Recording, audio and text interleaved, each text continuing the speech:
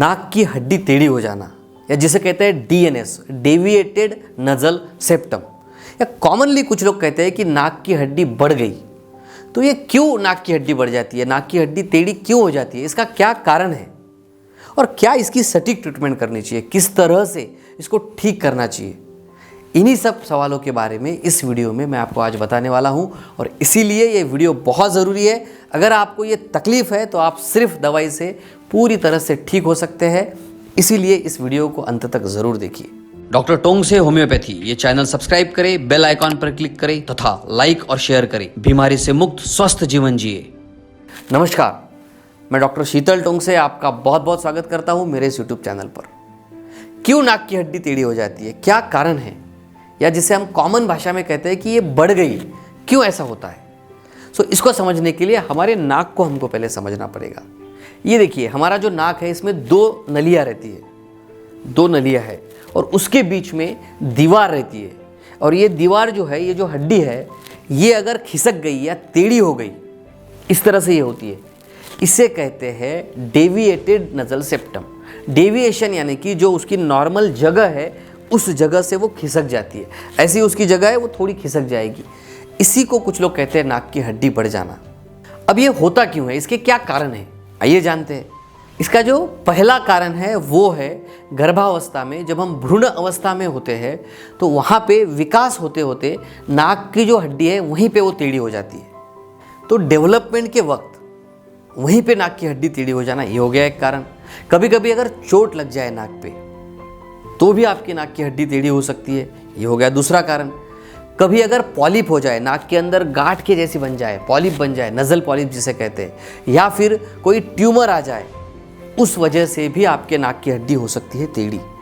और एक कारण इसमें होता है जिसे हम कहते हैं हेरिडिटरी, यानी कि अनुवंशिक अगर है, आपके पापा के, मम्मी के, किसी के भी नाक की हड्डी अगर टेढ़ी है, क्योंकि नाक का जो स्ट्रक्चर है, उनका नाक अगर बड़ा है या उभरा हुआ है, बाहर की तरफ ज़्यादा है, तो संभावना है कि अनुवंशिकता से आपको भी वैसे हो और आपके भी नाक की हड्डी थोड़ी टेढ़ी हो जाए। अब ये नाक की हड्डी अगर टेढ़ी है तो इसमें क्या सिम्टम्स दिखेंगे, इसमें लक्षण क्या दिखेंगे। पेशेंट परेशान हो जाते हैं क्योंकि जुकाम जो है, कोराइजा जो है, बार बार आने लगता है, फ्रिक्वेंटली आने लगता है। कुछ दिन अच्छा लगे, फिर से सर्दी हो जाती है, फिर से जुकाम आता है, फिर से कोराइजा हो जाता है और रनिंग नोज़ होता है, काफ़ी पानी नाक से बहने लगता है। उसी के साथ साथ बहुत ज़्यादा छींके आना, ये भी इसमें एक लक्षण हो जाता है। और काम में मन नहीं लगता है, फिर काम करते वक्त छींके, सर्दी, पानी नाक से आना, ये बहुत ज़्यादा परेशान करने वाली तकलीफ़ पेशेंट को रह सकती है। उसी के साथ साथ एक साइड नाक की हड्डी टेढ़ी हो जाने की वजह से नज़ल ऑब्स्ट्रक्शन, नाक ब्लॉक हो जाना और सांस लेने में भी तकलीफ पेशेंट को हो सकती है। और एक लक्षण इसमें जो दिखता है वो होता है जो हमारी नॉस्ट्रिल होती है एक साइड की, वहाँ पे स्वेलिंग भी इसमें आ सकती है। कभी कभी कुछ पेशेंट में देखा जाता है, ज़्यादा अगर ये समस्या बढ़ जाए तो चेहरे में भी उनके दर्द होने लगता है, या फिर सुगंध लेने में, स्मेल लेने में भी उनको दिक्कत होती है। सोने के बाद में नींद में भी उनको तकलीफ़ बढ़ जाती है। और कभी कभी ज़्यादा अगर तकलीफ़ हो जाए तो सरदर्द रह सकता है, या फिर बहुत ज़्यादा कोराइजा होने की वजह से वीकनेस या गलावट भी महसूस हो सकती है। अगर आपको ये तकलीफ़ है तो आप खुद जानते हैं कि इससे आप कितने परेशान होते हैं, बहुत तकलीफ़दायक ये होता है। कारणों के बारे में तो समझ गए, अब ट्रीटमेंट इसकी क्या करनी चाहिए। होम्योपैथी में काफ़ी अच्छी अच्छी दवाइयाँ हैं, जैसे ब्रायनिया है, एलियम सेपा है, आर्सेनिकम अल्बम है, ट्यूबरकुलिनम है, काफ़ी अच्छी दवाइयाँ हैं जिससे पूरी तरह से ये तकलीफ़ से आप बच सकते हैं, आप ठीक हो सकते हैं।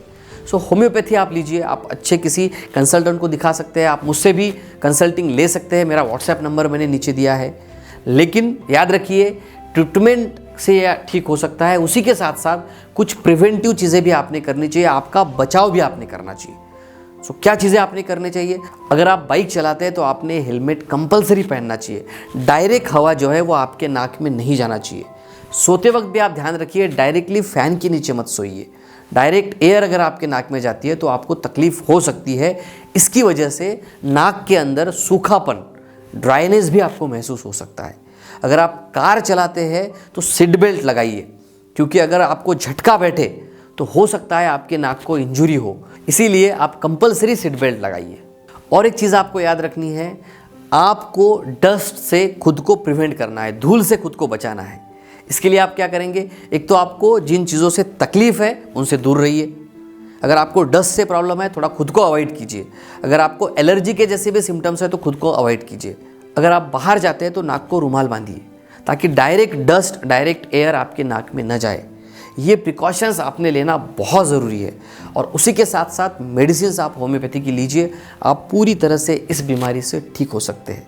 मेरा वीडियो अगर आपको पसंद आया है तो ज़्यादा से ज़्यादा लोगों तक ये वीडियो शेयर कीजिए। डॉक्टर टोंगसे होम्योपैथी इस चैनल को सब्सक्राइब करना ना भूलें और उसी के साथ साथ बेल आइकॉन को ज़रूर दबाइए ताकि आने वाला नया हर वीडियो आप तक सबसे पहले पहुंच सके। तो हंसते रहिए, मुस्कुराते रहिए। धन्यवाद।